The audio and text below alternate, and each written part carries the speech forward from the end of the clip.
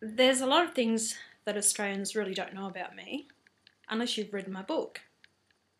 So I'm going to just inform you about Pauline Hanson, or what I was born under was Pauline Second. I've come from a family of 7 children, and I was 5th down the line. And the youngest of the 4 girls. And I had 2 brothers younger than me.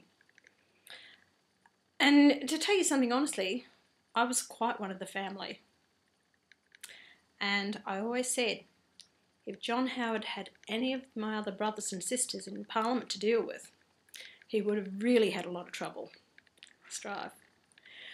But anyway, I've finished school at 15, and my first job, apart from working in my parents' shop, and I started there at 12 years of age, working on the counter, serving in the shop and making milkshakes and helping out. And of course we had our chores to do around the shop. And I left school at 15, as I said, and my first job was a week at Woolworths on the counter. And then after that I got a clerical job at Drug Houses of Australia in Brisbane. And I used to do my 40 hours a week, and I got paid $16.40 for a week. And I'd come home and I'd finish work.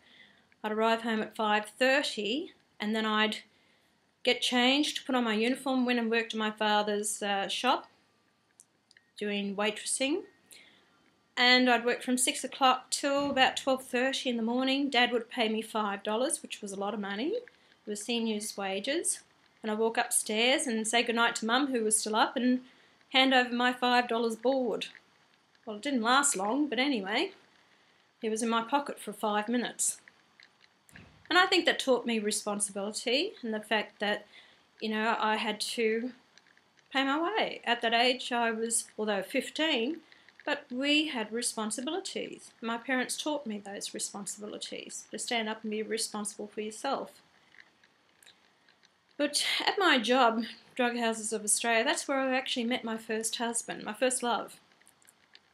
And I was to learn he was actually a Polish refugee. He came to Australia in the 1950s from war-torn Europe.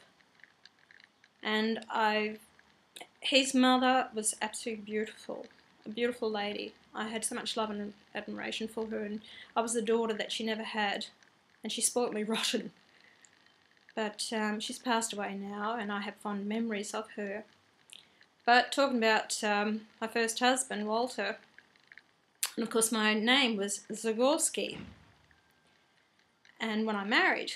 But at this time, when I met Walter, we fell in love, and he then left Drug Houses of Australia, and he then went up to Blackall, which is in central Queensland, out west, and he worked on the oil rigs. Well, I missed him, and I was desperate to see him, and I was still 15 at this time, and I decided I would go and visit him, but I didn't tell my parents.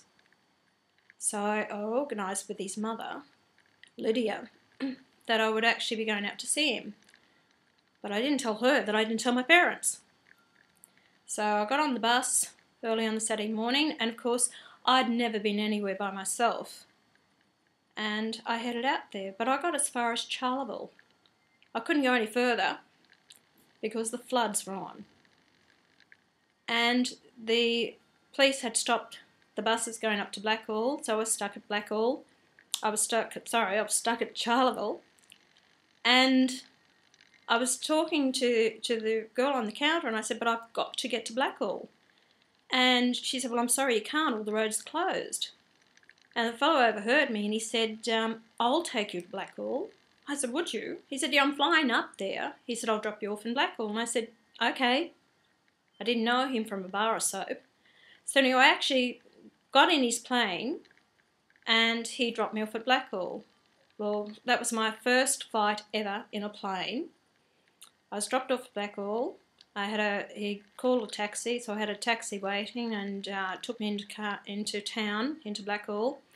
Of course, Walter wasn't there. Unbeknownst to me, he actually drove down, and it would have been about 400 k's, 400 to 500 k's that he drove down to actually meet me. And the police wanted to stop him going through the waters because the rivers were up so high, but he told me, he said, nope, he's going through. He taped up his car doors to stop the water coming in because of Morris 1100, and he came down only to find that I'd left and headed back. So he arrived in Blackall around about midnight. I was at his friends of his place. He walked in, he looked absolutely buggered. He'd worked a shift the night before on the oil rigs. He actually then finished his shift, drove all the way down to Charleville to meet me, found I wasn't there, drove all the way back through floodwaters, police trying to stop him, walks in the door, and of course we're pleased to see each other. So I went back to his place that night, and it was about 12:30, 1 o'clock in the morning, and about 3 o'clock there's a knock on the door, and I opened it up, and it was the police looking for me.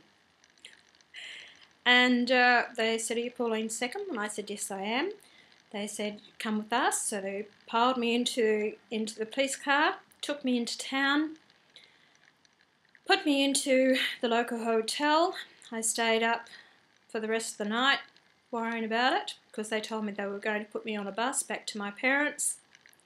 The next morning, about 6 o'clock, I could hear, well, that morning, it wasn't the next morning, it was that morning, a few hours later, I heard Walter's car driving up and down the street. I ran out, jumped in the car, we went out to the bush, and we stayed the day out in the bush, set up a campfire, slept under the stars that night, and the next day I actually handed myself in to the police, put me on a bus and back to my parents.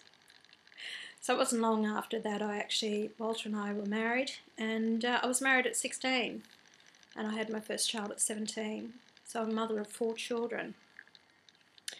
And I've got 3 boys and a daughter.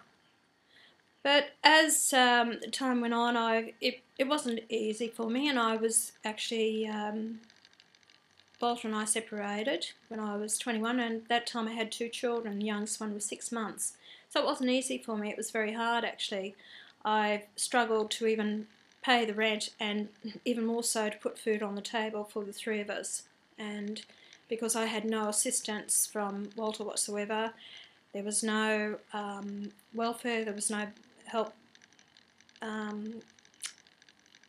at all. It was really quite hard, and I had a few hours work that I used to do at a hotel in waitressing to try and make ends meet. But there was a little bit of government assistance, as in a child endowment, and that was a great help. And my parents were also help to me. So I know what it is to try and make ends meet and to struggle. I'm very fortunate. I had a wonderful childhood, and I had wonderful parents, and growing up in the shop and learning responsibility, it's all part and parcel of, I suppose, who I am today.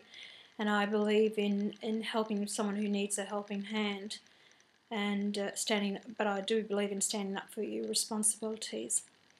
So from there I actually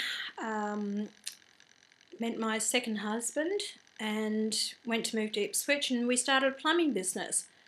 Well, it was that in itself was also hard work, because my husband started the business the day that we actually got together. He was a very good plumber, and I actually helped him on different jobs. I went out to do blockages, I did roofing, I did guttering, taking out some lunch, and taking out the lunch I ended up finding myself on top of the roof and helping him up, putting up gutter up. And I remember one time nearly falling off the edge, and he wasn't worried about that. He was worried about my dropping the gutter and damaging it. But these are all things that are life's meant to test you in, the experiences in life. So after my second marriage broke down in the late 80s, I then decided I moved out and with the children. And at this stage I still had 3 living with me, and I bought my own shop, the small business, a takeaway fish and chip shop. I think you might have heard about it. And I borrowed everything to buy that shop. And I worked the business 6 days a week by myself, and I I had one girl on a Friday night for 2 hours and one girl on a Saturday night for 2 hours to help me, but the rest of the time it was constantly by myself. And it was hard work, but I built up that business, and I went to the fish markets and I bought my fish, and I was the only female buyer who had my own shop.